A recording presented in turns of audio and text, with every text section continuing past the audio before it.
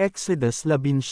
Sa ikatlong buwan, pagkatapos na ang mga anak ni Israel ay makaalis sa lupain ng Ehipto, ay dumating sila ng araw ding yaon sa ilang ng Sinai. At nang sila'y umalis sa Refidim, at dumating sa ilang ng Sinai, ay humantong sila sa ilang, at do'y humantong ang Israel sa harap ng bundok. At si Moises ay lumapit sa Diyos, at tinawag ng Panginoon siya mula sa bundok, na sinasabi, ganito mo sasabihin sa sangbahayan ni Jacob, at sa saysayan sa mga anak ni Israel.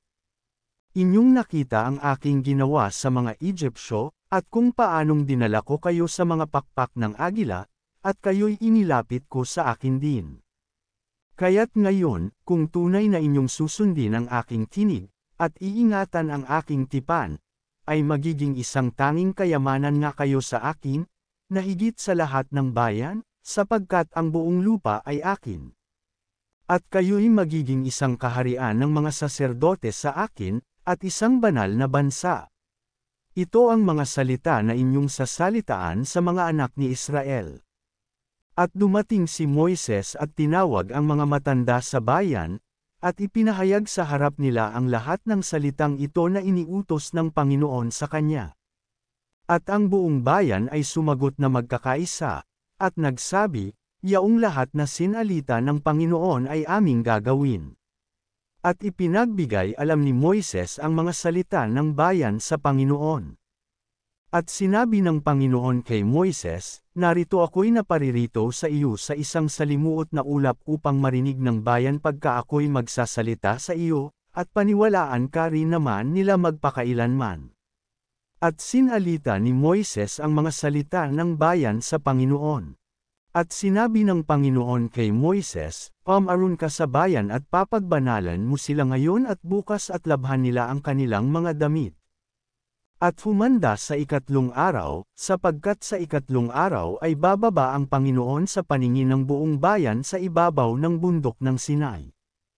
At lalagyan mo ng mga hangganan ang bayan sa palibot, na iyong sasabihin, mag-ingat kayo, na kayo'y huwag samampa sa bundok, o sumalang sa hangganan, sinumang sumalang sa bundok ay papatayin na walang pagsala.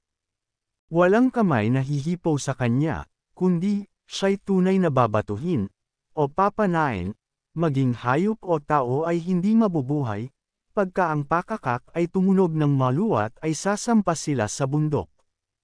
At bumaba si Moises sa bayan mula sa bundok, at pinakabanal ang bayan, at sila'y naglaba ng kanilang mga damit. At kanyang sinabi sa bayan, humanda kayo sa ikatlong araw, huwag kayong sumiping sa babae. At nangyari ng ikatlong araw, ng umaga, na kumulog at kumidlat, at may isang salimuot na ulap sa ibabaw ng bundok, at ang tunog ng pakakak ay napakalakas, at ang buong bayan na nasa kampamento ay nanginag. At inilabas ni Moises ang bayan sa kampamento upang salubungin ang Diyos, at sila'y tumayo sa paanan ng bundok.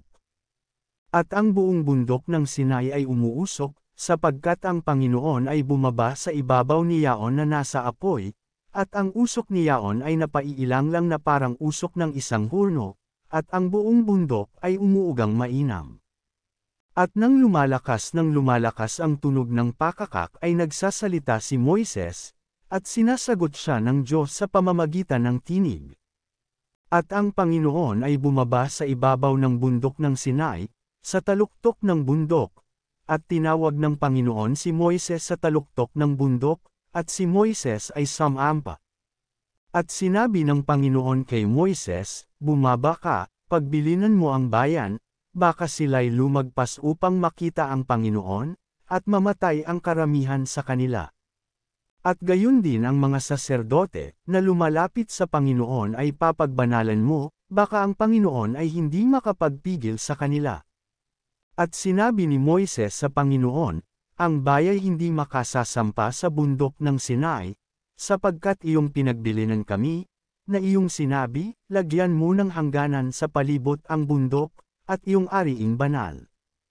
At sinabi ng Panginoon sa kanya, yumaon ka, bumaba ka, at ikaw ay sasampa, ikaw at si Aaron na iyong kasama, ngunit ang mga saserdote at ang bayan ay huwag lumampas sa mga hangganan upang lumapit sa Panginoon, baka siya ay hindi makapagpigil sa kanila. Sa gayo'y bumaba si Moises sa bayan at isinaysay sa kanila.